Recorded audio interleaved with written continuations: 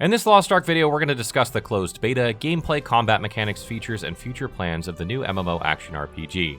The game is developed by Smilegate RPG and published by Amazon Games. Lost Ark's closed beta will run from November 4th through the 11th on PC via Steam.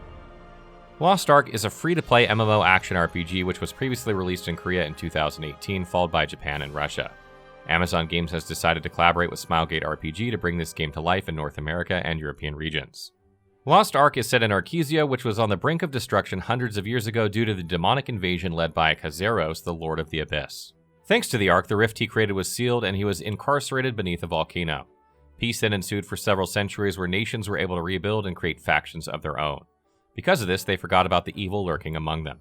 By gaining strength and searching for the Lost Ark, you'll be able to save Arkesia from the Demonic Legion of Kazeros as they attempt to reclaim the world once again. Lost Ark is frequently compared to Diablo because of its fast-paced isometric ARPG combat style. This is a highly responsive game where you get to kill multiple sprawling enemies at once as you become more and more powerful based on the skills you level up and acquire. It's a matter of choosing the best combos for your class to improve your overall damage and mobility. Furthermore, it also has a keen focus on gear acquisition and dungeon crawling, particularly cube dungeons, which are similar to Diablo 3's Greater Rifts. Lost Ark primarily features 5 base classes with 2 or more advanced classes for each: the tripod skill system, dungeons, raids, PvP content, and island management. Before we break down these mechanics though, let's talk about the upcoming closed beta. Lost Ark's closed beta starts on November 4th at 9 a.m. Pacific Time and runs through November 11th at 11:59 a.m. Pacific Time for both the North America and European servers. The main focus of this beta is to perform technical testing to see how capable the servers currently are, on top of bug testing and integrations. But players will also be able to experience newly added content, which we'll get into in a bit. The initial plan is to open a single world to perform load testing during the first few hours, so you can expect long queues during this time.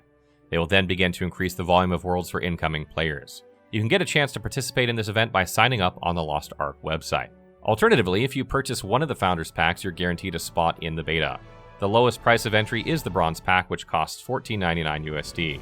Preloading starts on November 2nd at 4 p.m. Pacific Time, so if you want to get your download in, that's the time you can begin. If you played the closed alpha, you'll notice a lot of changes that have already been made to the game. For instance, each of the classes will no longer have their own prologues as a means to show their backgrounds. Instead, it's going to be one streamlined prologue for all. This is quite a shame, since it would have been nice to introduce them one by one in a distinct manner rather than having a general theme.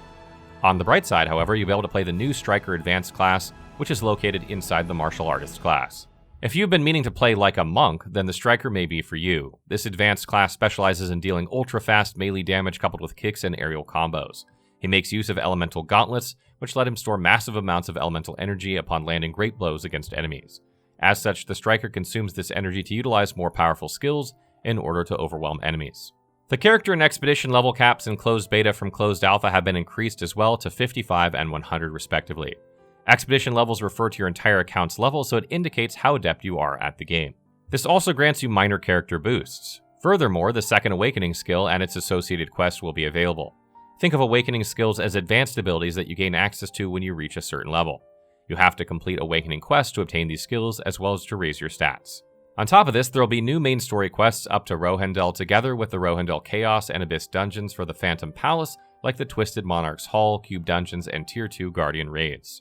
Lastly, each account will be given a power pass upon completing the Aelin's Gift main quest, so you can quickly level up your alternate characters from levels 10 to 50 in order to try out other classes. In Lost Ark, you'll be able to progress by finishing main quests, dungeons, and certain leveling zones as you take on monsters. It's basically the standard way of progression in RPGs. Every time your character levels up, your expedition level increases as well. Currently, Lost Ark has 5 main classes, with the Warrior, Martial Artist, and Assassin as melee focused, and the Gunner and Mage as ranged characters. In total, there are 15 advanced classes spread out under these base classes. They're differentiated based on their weapons and skills. Warriors are not an agile class, however they make up for it with immense power and strength while acting as partial tanks. Martial Artists, on the other hand, are their quick counterparts in that they capitalize on speed to deal multiple damaging combos at a breakneck pace. Assassins are also swift in their movements, but they concentrate on utilizing dark powers coupled with roguelike abilities to attack enemies stealthily. Gunners wield technologically advanced guns and bows and are highly skilled at ranged combat. Meanwhile, mages are a support class that heal wounded allies while casting lethal spells against targets. What's interesting about these classes is they're not boxed to be purely damage dealers, healers, or tanks, since every one of them is a damage dealer in their own right. For instance, with mages, although they provide buffs and heals, they're still able to inflict damage via spells even if they aren't quite as potent as the other classes. When it comes to advanced classes, there's a tripod system that allows you to customize a variety of highly specialized skills similar to Diablo and Wolcen to create multiple builds. You can select up to 3 customized skills per character. As a result, each playstyle is different from the rest, making the experience highly satisfying. You can then improve the potency of these abilities by leveling them up and applying upgrades. Changing skills in Lost Ark is economical such that you no longer need to spend any points to reset them if you're not engaged in combat. Moreover, you're able to save skill presets so you can easily switch to other sets if you intend to participate in PvP or PvE activities.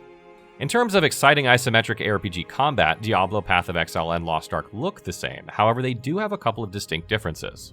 Diablo and Path of Exile focus on the accumulation of unique gear by killing mob after mob.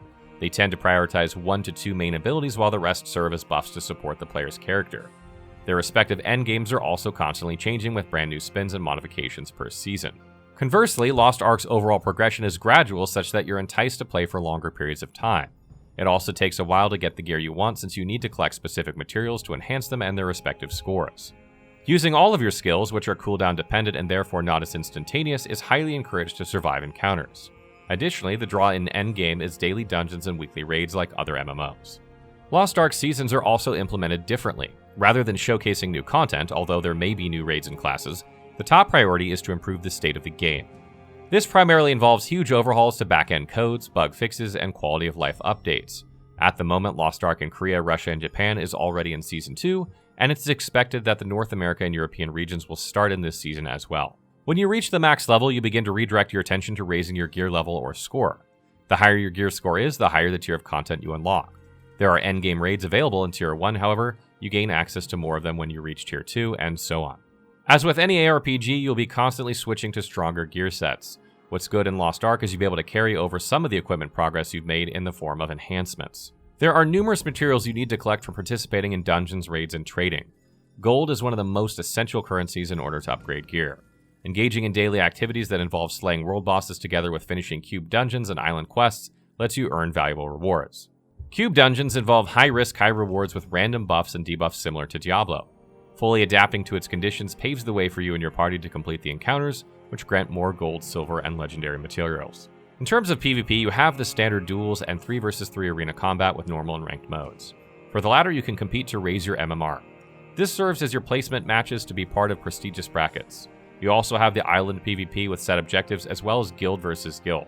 Although there are quite a number of PvP activities, it's not as frequently balanced as PvE. In Lost Ark, you gain access to your own private island and housing by completing a quest. Once done, you can customize both of them by using a variety of designs. You also unlock additional features and activities by building a research center. With a production workshop, you can craft furniture and decorations. Lost Ark is planned to be released in North America and Europe on March 31st, 2022 according to Steam, but obviously this may change depending on how quickly development goes. It'll be a completely free-to-play MMO Action RPG with the option to purchase cosmetics and auto-looting items in the in-game store. However, all of these can be acquired by trading gold without having to spend real money. Similar to New World, you can expect a trading post for players to buy and sell products. This lets them have a say when it comes to the pricing of items. Furthermore, you'll also have access to Mary's secret store with special and rotating offers every 72 hours. Note that these monetization systems may still change depending on feedback.